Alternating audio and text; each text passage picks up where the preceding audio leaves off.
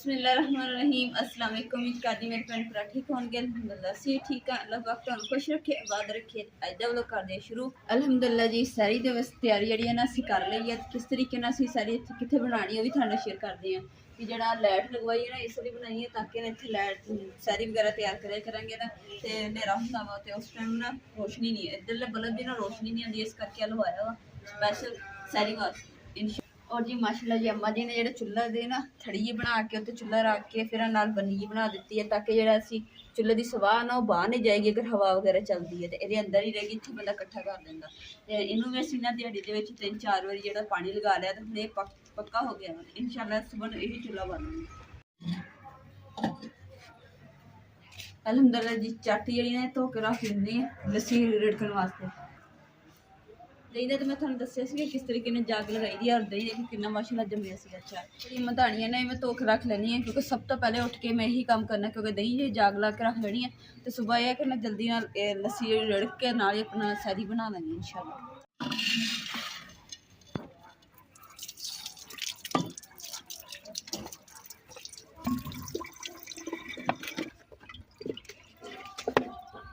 ये भी लग गई, चलो कोई गल नहीं तो फिर बाद च जोड़ दो।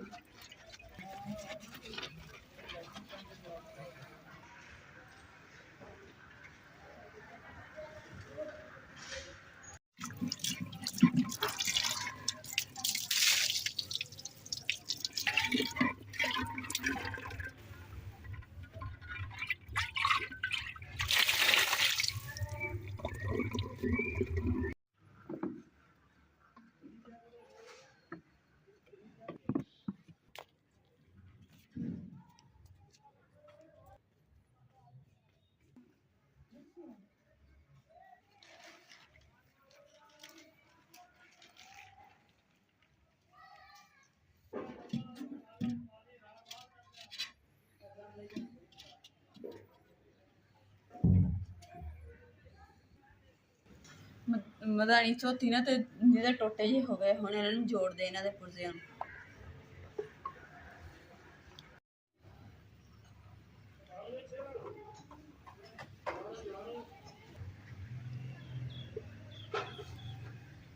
अम्मा जी सही लांदी ना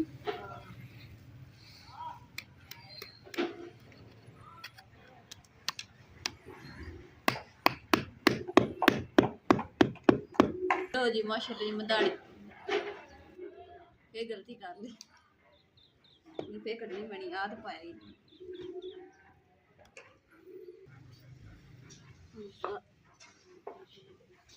आ जी मधानी तो मैं जोड़ नहीं सकी आ जी ना पाना भुल गई सी दोबारा जोड़ दी। अल्हम्दुलिल्लाह जी मधानी जी ना हुण सही जोड़ी है।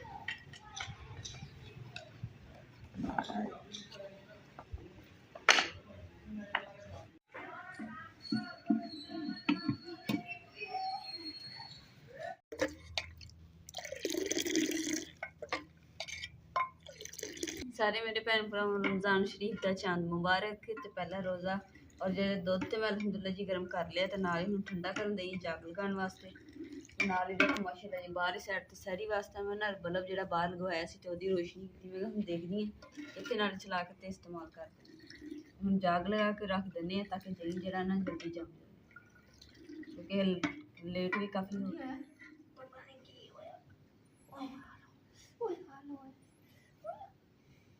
अम्मा जी तुम तोड़ो ना ये सही हो जाएगी।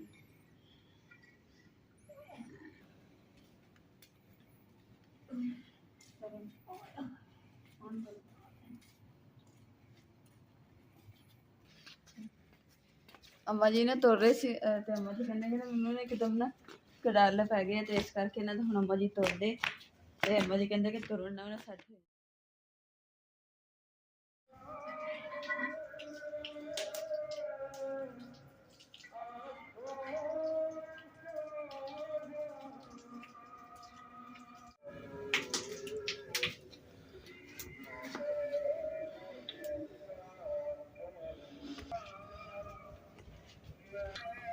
जी सरी का टाइम जो ना स्टार्ट हो गया तो हम फटाफट जो जल्दी ने सरी बना लेती है और तुसी देख रहे होंगे कि मस्जिद च ना नत्तां पढ़नी शुरू कर दी। इधर वो मैं करना आ तुसी लै चलो चुल्हे ते लकड़ां दी छापर थल्ले रखी हुई हैं बारिश तो या तेल तोल तो।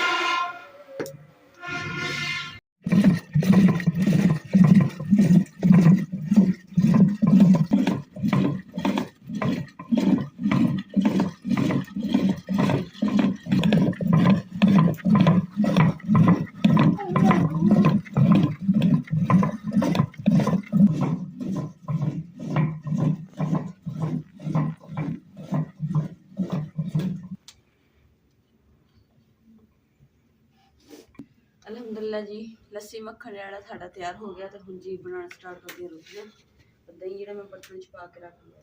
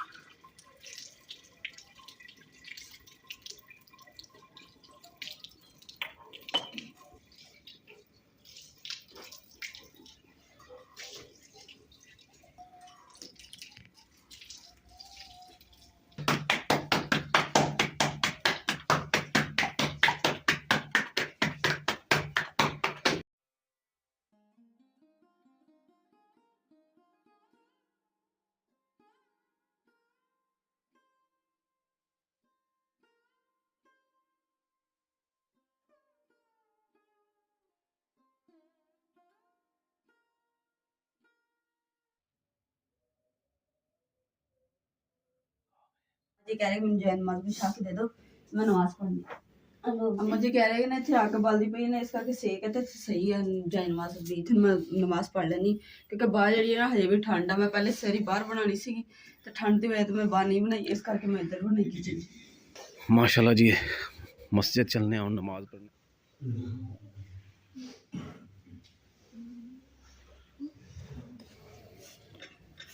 माशाल्लाह जी दिन चढ़ गया, दिन का आगाज़ हो गया वा। तो नाल ही ਜਿਹੜੇ घर के काम शाम उन्होंने स्टार्ट कर दिता वा।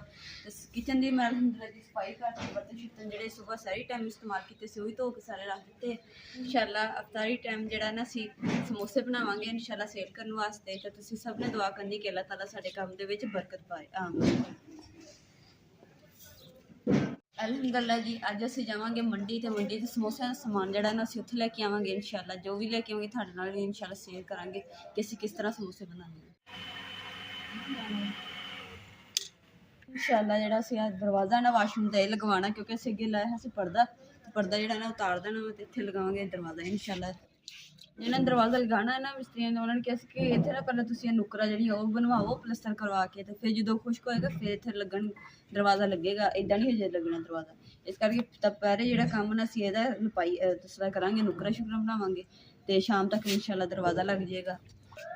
ਇਸ ਕਰਕੇ ਨਾ ਮੈਂ ਇਸ ਦੀਵਾਰ ਨੂੰ ਪਾਣੀ ਲਗਾ ਰਹੀ ਹਾਂ ਤਾਂ ਕਿ ਨਾ ਪਲਸਤਰ ਆਸਾਨੀ ਨਾਲ ਹੋ ਜਾਏ।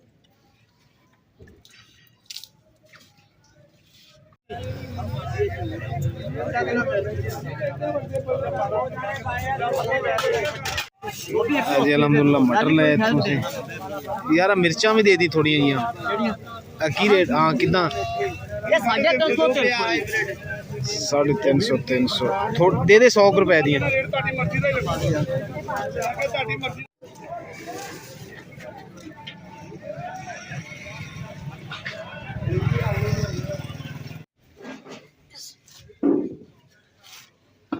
ਅਲਹਮਦੁਲਿਲਾ ਜੀ ਮਾਸ਼ਾਅੱਲਾ ਇਹ ਬਹੁਤ ਹੀ ਤੇਜ਼ ਧੁੱਪ ਨਿਕਲੀ ਹੋਈ ਹੈ ਤੇ ਛਾਪਰ ਜਿਹੜੇ ਨਾ ਹੁਣ ਲਾ ਦੇਣੇ ਕਿਉਂਕਿ ਮੌਸਮ ਹੁਣ ਸਾਫ਼ ਸੁਥਰਾ ਹੋ ਗਿਆ ਬਾਰਿਸ਼ ਦਾ ਮੌਸਮ ਸੀ ਇਸ ਕਰਕੇ ਅਸੀਂ ਪਾਇਆ ਹੈ ਬਾਅਦ में सारे दिन गिरने लगे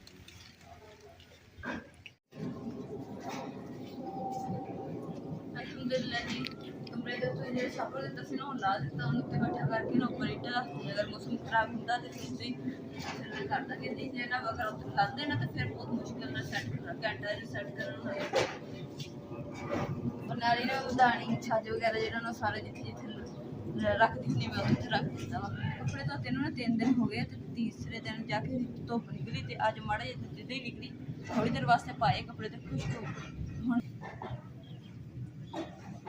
ਮੰਡੀ ਦੇ ਵਿੱਚ ਨਾ ਸਮੋਸਿਆਂ ਵਾਸਤੇ ਆਲੂ ਲਏ ਤੇ ਪਿਆਜ਼ ਲਏ ਤੇ ਪਿਆਜ਼ਾਂ ਨੂੰ ਤਾਂ ਤੁਸੀਂ ਯਕੀਨ ਕਰੋ ਅੱਗ ਲੱਗੀ ਪਈ 900 ਰੁਪਏ ਦੇ 5 ਕਿਲੋ ਆਲੂ ਦਾ ਸੱਚ ਪਿਆਜ਼ ਤੇ ਇਸ ਕਰਕੇ ਨਾ ਅਸੀਂ ਬਹੁਤ ਮਹਿੰਗੇ ਸੀ ਇਸ ਲਈ ਫਿਰ 2 ਕਿਲੋ ਅਸੀਂ ਪਿਆਜ਼ ਲਏ ਤੇ ਇਹਦੇ ਨਾਲ ਹੀ ਇਨਸ਼ਾਅੱਲਾ ਗੁਜ਼ਾਰਾ ਕਰਾਂਗੇ ਤੁਸੀਂ ਨਾ ਸਾਰਿਆਂ ਨੂੰ ਦੁਆ ਕਰਨੀ ਹੈ ਕਿ ਨਾ ਸਾਡੀ ਇਫਤਾਰੀ ਟਾਈਮ ਨਾ ਸਾਰਾ ਸਮਾਨ ਜਿਹੜਾ ਸਮੋਸਿਆਂ ਦਾ ਸੇਲ ਹੋ ਜਾਵੇ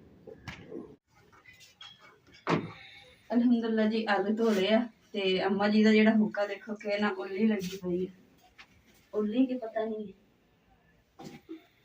ਨਾਲੇ ਅੱਜ ਦੇ ਵਲੌਗ ਦੇ ਇੱਥੇ ਐਂਡ ਕਰਦੇ ਆ ਉਮੀਦ ਕਰਦੀ ਮੇਰੇ ਭੈਣ ਭਾਈ ਨੂੰ ਸਾਡਾ ਅੱਜ ਦਾ ਵਲੌਗ ਪਸੰਦ ਆਏਗਾ ਤਾਂ ਸਾਡੇ ਚੈਨਲ ਲਾਈਕ ਕਰੋ ਸ਼ੇਅਰ ਕਰੋ सब्सक्राइब करो और अपनी फैमिली से शेयर करो अल्लाह पाक तुहानू खुश रखिए आबाद रखिए अपना और अपनी फैमिली का बहुत ज़्यादा ख्याल रखियो अल्लाह हाफिज़।